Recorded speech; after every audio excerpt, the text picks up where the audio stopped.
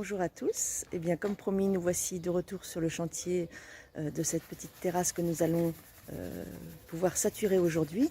Vous vous souvenez que nous avons fait le nettoyage il y a quelques semaines avec notre brosse, avec notre brosseuse mécanique.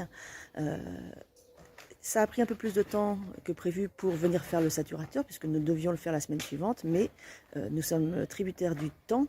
Il faut avoir quand même une fenêtre de beau temps de 3 ou 4 jours, 4 jours c'est l'idéal, sans pluie, puisque il faut que la terrasse soit bien sèche et qu'ensuite le saturateur ait le temps de sécher.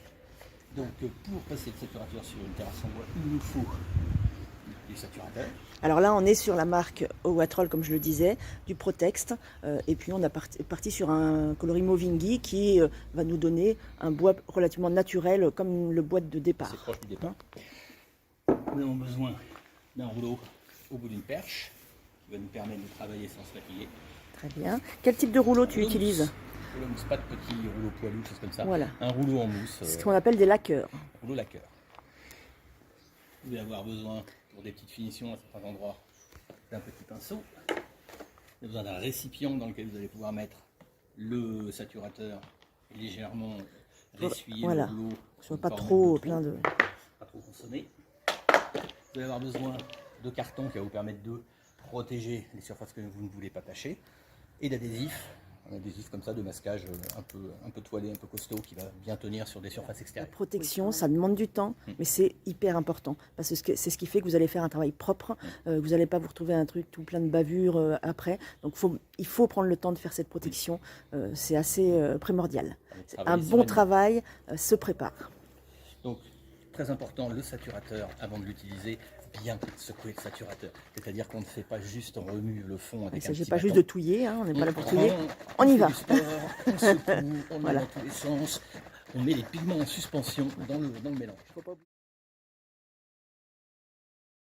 Voilà, la préparation, c'est aussi, vous allez passer un petit coup de brosse s'il y a des crottes d'oiseaux.